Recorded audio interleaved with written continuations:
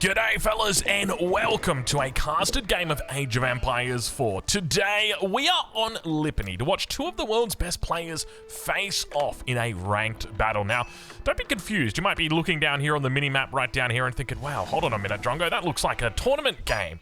Unfortunately, we couldn't cast any tournament games, they were just, look, there's a little bit of drama over on EGC TV. I don't know if you guys saw it. Anyway, we couldn't do Beasty like that. We couldn't cast a loss of his. Anyway, let's get to it, ladies and gentlemen. Spawning in the east side of the map in the color teal, playing as the House of Lancaster, the new English variant. It's Scarlet Devil. And on the west side of the map in the color yellow, playing as the Mongols, fresh off an absolutely interesting series from EGC TV. Ladies and gentlemen, it is 04 Wrecked. Beasty. Ladies and gentlemen, welcome to a casting game. A pleasure to have your company. If you did miss out on a little bit of the drama from this weekend, let me get you up to speed. Now, I'll be honest with you guys. My sleep schedule doesn't really allow me to watch the drama live. But if yours does, if you live over somewhere that's not Australia and it's not 2 a.m. in the morning when the games start, then make sure you check out EGC TV this weekend because the grand finals are coming up. And I can tell you now, Beasty won't be there, unfortunately. He had a bit of a tough game. Bit of a tough set. So basically, when it comes to like competitive games, right, you got to appreciate at the top level, and I'm not talking like even like Conqueror 3, right? I'm talking like well beyond that, okay? The way that you win there is like by inches, right? You don't win by miles. And often when it comes to when we play, like even as a Conqueror 3 player, if you're playing as a gold player or a silver player, it's about miles, right? Like if you kill all the villagers, then yeah, that's it. But the truth is, at that level, like, it's a death sentence, right, if you lose all your villagers. But in saying that, even just, like, the loss of, like, 1 or 2 or 3 villagers can be so instrumental in games when they've got super-duper high-level players that often players can just resign on that basis because it's already that hard when everything's going right. How hard is it possibly going to be when things are going wrong? But anyway, Beasty may have resigned a little bit too early, or at least the folks over on Reddit think he resigned a little bit too early, and as a result, there's been a bit of drama. Anyway, we're not going to talk too much more about the drama. We're just going to focus on what we've got in front of us. Ladies and gentlemen, we've got the English variant, the House of Lancaster, of course. I'm always happy to check them out. Beasty is playing under a different name today, a different pseudonym, 04 Wrecked. As he often does, he likes to have these little memes. So I figured, you know what, we'd come in here, have a little bit of a chat about it because, yeah, well, it's good fun, isn't it? And that's what you got to remember, right? We're all in this together. Anyway, age up coming through. We've got the Lancaster Castle. Curiously, we don't see any whatsoever, any racks, any early presence out from Beasty. We don't see anything from Scarlet Devil. We have been seeing quite a bit lately where players are looking to herd, to push their deer. And speaking of pushing their deer, have a look what we've got here. We've got ourselves a little bit of a deer push coming through from Scarlet. He says, you know what, I don't need to have spearmen out to actually push these deer. I can do it just with scouts and, or maybe scout perhaps. And what's interesting about this is he's just like not even explored the rest of the map. He doesn't even care about what Beasty's up to. It's kind of crazy, right? Because at any point, there could just be an outpost that just pops up right here. Or, I don't know, like some spearmen just come in on the backside. But you gotta remember, right, he's playing House of Lancaster. And you're essentially a defensive god. That's the thing. Like, if there are spearmen out here, the solution to dealing with the spearmen is you accelerate to Mark 6. No, it's you accelerate all of your villagers out over onto the stone mine and you just gather up the stone in force. Because you've got short bows, and there's nothing that your opponent can really do. But we do have the age up now coming through Lancaster Castle, coming in for Scarlet Devil.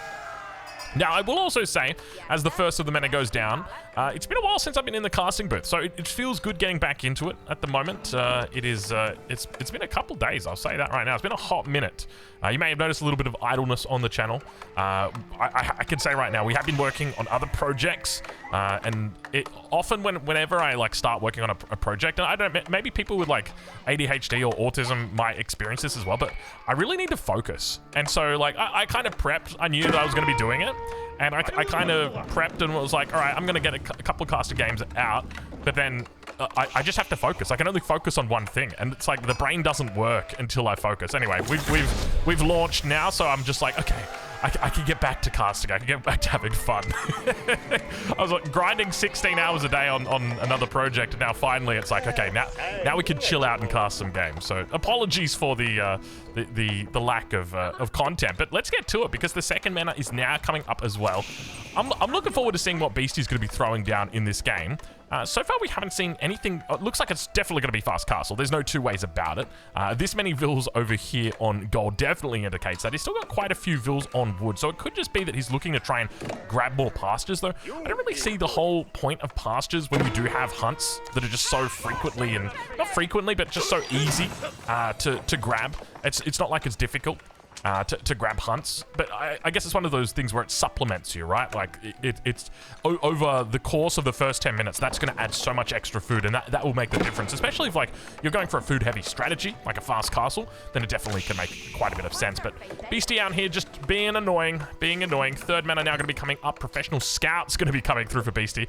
Okay, that makes a little bit more sense. So Professional Scout's going to be coming through. Interestingly, still staying on the gold. Is he going Professional Scouts fast castle? Is that what we're happening? Is that what we're seeing? Because he does have the stable out, so he's going for double. Oh my lord, he's gonna try. He's gonna try and steal this. Yeah. We've got Grand Theft Venison that is about to come out right now. I can tell you that with almost certainty. How long have we got on this bad boy? 20 seconds to get across the map. Another 20 seconds, 23 seconds to get these scouts out. Nice little wall coming through. Now, I think the most important thing that Beasty can do in a situation like this is don't actually flag to your opponent that this is about to happen.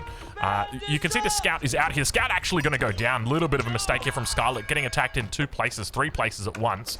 So the best thing that he can do is just kind of hold the scouts and then wait until professional scouts are in and you've got 6 professional scouts out here. Because the trouble is, I mean, to be fair, he's got the Keshiks, right? He'll be able to hold this with the Keshiks. The trouble that you're going to have is if there is Iraqs out and spears that are coming out, they will be able to do damage here. So you kind of need the Keshiks to be able to deal with the spears. So we've got the second spear coming, another mana now going to be coming up. So that's condensed land practices that is through. I feel like I'm very zoomed in. Maybe I was just playing too much Anno. I tell you what, I did enjoy playing Anno. That was actually before the project. Oh, he's not actually going for the close hunt. Interesting. So he's just going to go for the safe hunt instead. Definitely makes a bit of sense. Obviously, the fact that his opponent's got the spearman up already, I think if he was to come back here and steal this away from his opponent, there's a very good chance he loses at least 1 scout.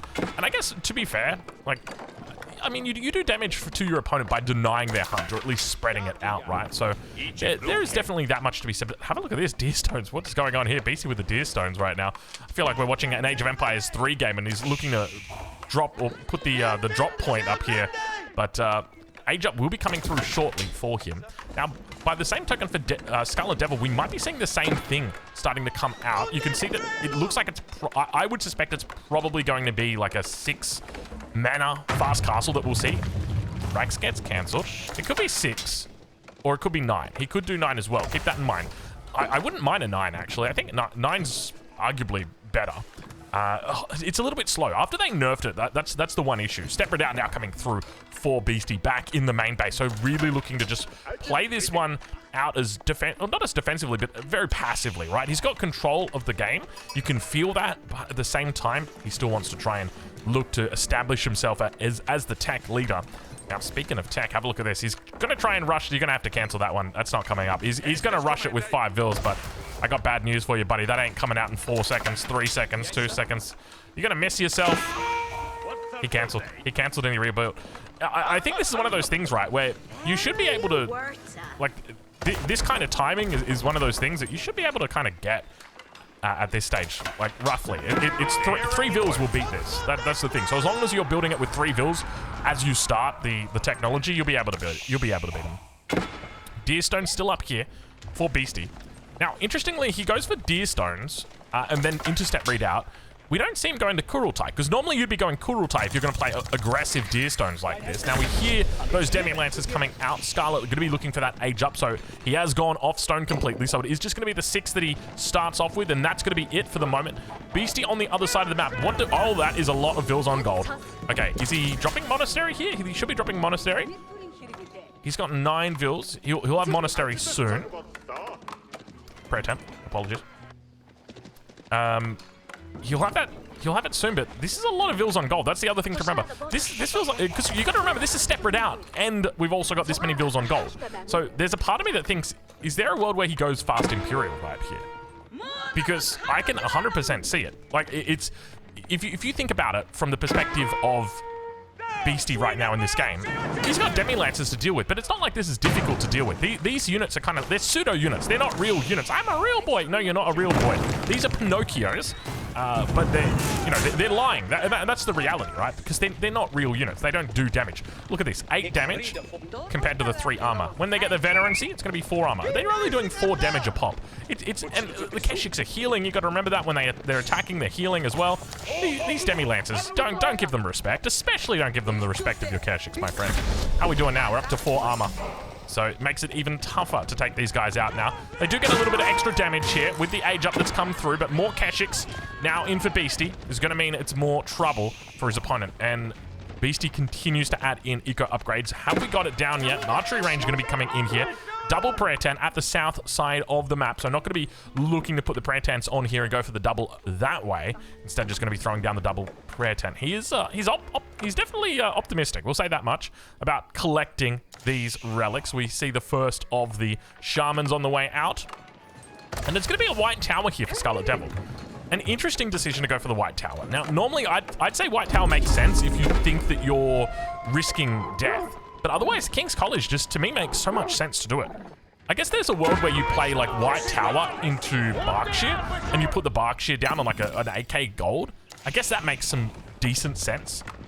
But also, like, realistically, you're cutting yourself off by doing that. It just makes so much sense to go Wingard, especially as this civilization. A little bit of a passive mid-game that we're seeing right here. Big upgrades coming through. Whistling Arrows improved on the way right now. First of the relics walked back towards the top side, or towards the middle. We've also got that second relic coming back in for Beasty right now. Big drama in little community. Yeah, Age of Empires 4 is not that little. I'm not going to say little community. I'm going to say medium-sized community. Do you think we can pass as a medium-sized gaming community? I feel like we're kind of niche, to be honest. Medium-sized gaming communities like Minecraft. Nah, that is a joke. Sorry. You got to hit them with the unexpected, right? Minecraft is like objectively one of the biggest games that there is. I was going to say smallest again. I was going to do it again. Look at the resources that are getting stacked up right now. Vill's going to go down out here. Outpost potentially going to be denied. Scarlet just holding on for the moment, but the resource count indicates that this could be Fast Imperial. That almost certainly it's Fast Imperial, and that explains the vills. We were a bit curious about the vills earlier. There was so many vills on gold, but now it's all starting to stack up. Just like the resources in the bank. Stacking up. Are we going to see the same thing out of Scarlet? Like, that's quite a bit of food that's just sitting there, and there's no units in queue. That's the other thing. Because it's one of those things where it's like, it's an arms race, and I've mentioned this before. When you see that your opponent, it's probably going to be a dead shaman anyway. Let's see what he can do. He's going to try his best to weave his way around it, but the charge didn't get off. The charge did not get off. He's going to drop it anyway. And unfortunately, loses the relic for the moment, but I think the reality is that he's going to be keeping it. We've got another one out here. But this is probably going to get spotted out by Beasty. Now, keep in mind, Beasty's holding 3 relics currently, and that'll be his 4th one. Towards the top side, that monk is going to fall back indeed. And Beasty now about to click that age up button, so almost certainly, if we take a look here at the 2 options he's got, going to be moving into the Cabinet Palace. Definitely the king of Fast Imperial strategies. You get a lot of value from this early on. Let's take a look and see. It's got to be the Cabinet Palace. Beasty now throwing it all on black and looking to try and flip it 50-50 here up against Scarlet, who is going to be doing the exact same thing on the other side of the map. Spearman number looking quite healthy here for the Devil. Beginning to make his way over towards this west side, looking to try and secure this relic. Of course, Beasty always going to try and come through and snipe this monk. You can see that the monk is coming out here. He's also brought the second one back just in case things do get a little bit dangerous, but fortunately the army is going to stay with that monk, and it's going to be a 3-2 split on the relic, so not too bad here for Scarlet. But I tell you what, we got ourselves a good game right here. The Beast versus the Devil, 2 powerhouses of Age of Empires 4. Spearman, unfortunately, not a powerhouse, but you know what? I'm curious which landmark is it going to be. Are we going to be seeing the Wingard? I don't think we will. I think we'll see the Wingard. I don't think there's no world you go Berkshire.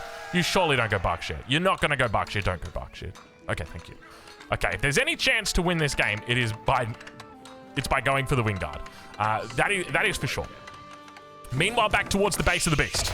The Khaganate Palace is now online. Hui Pow is looking to come out here.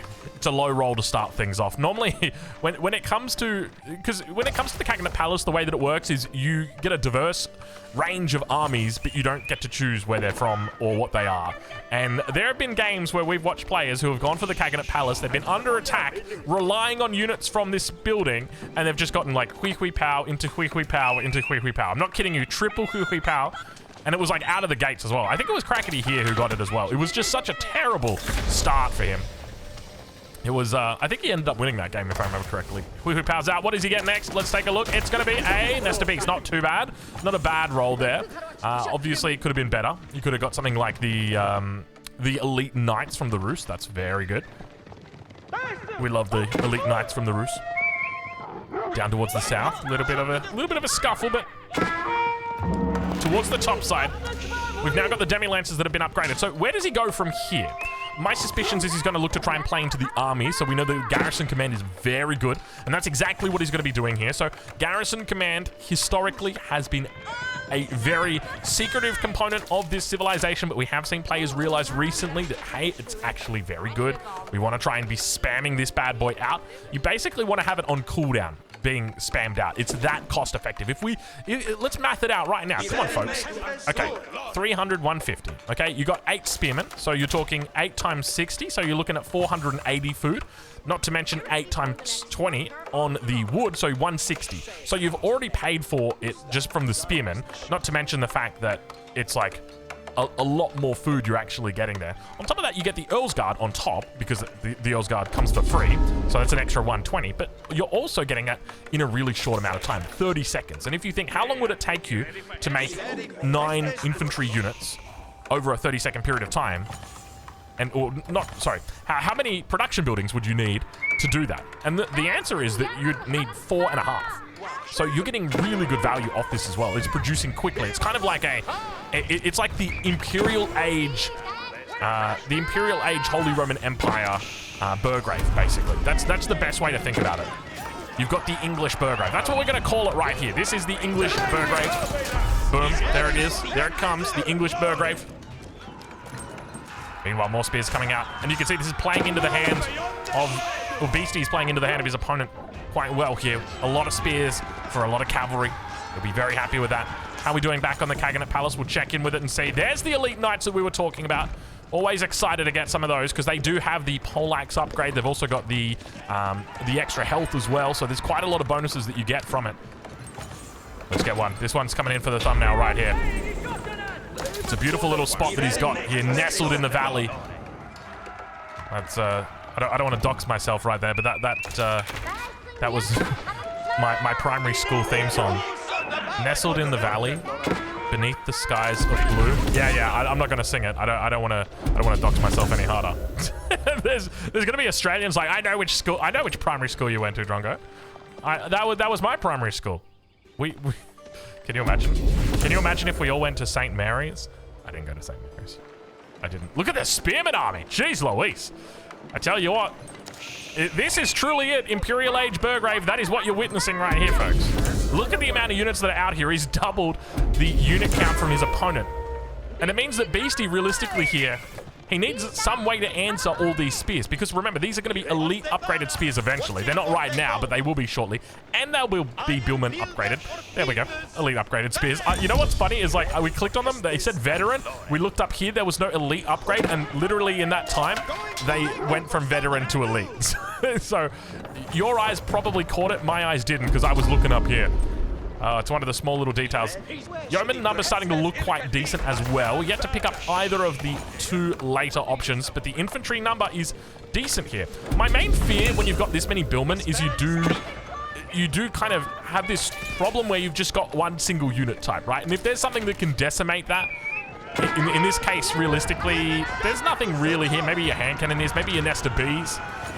But 19 minutes into the game, Scarlet Devil at 160 population compared to his opponent at 120. Absolute massive difference right here. If you can somehow make this work, I tell you what, it's It's going to be brutal when Beasty has to face it, but I tell you what, the Nest of Bees is going to be a decent way to deal with it. A lot of damage coming out onto these units. And now the Hui Pow is going to start making use of it. First one is out, second one is on the way.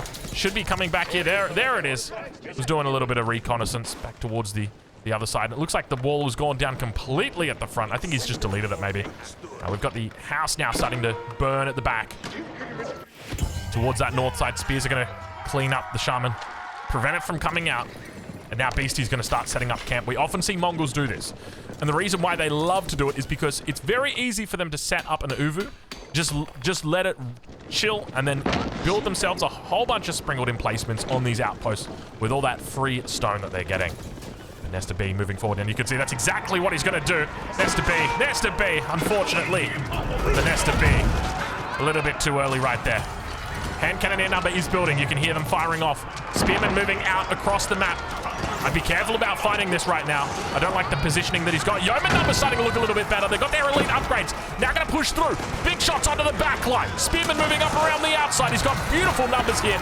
Needs to try and get them up around the outside, though. That's the main thing. You can see them kind of bunching up around over on the deer stones. This is going to be problematic for him, but now Beasty falling back away from that front line that he's built up. Needs to be cautious about the Hui Pow positioning. More spearmen rallying in, and now you can see the power of that House of Lancaster Burgrave. We are witnessing it in real time here. Yeoman now falling back, looking just to fire and take down these deer stones towards the front. I tell you what, look at that difference between military count between these two. You know, we kind of started this game by saying, hey, we didn't want to cast a Beasty loss, but it looks like we may have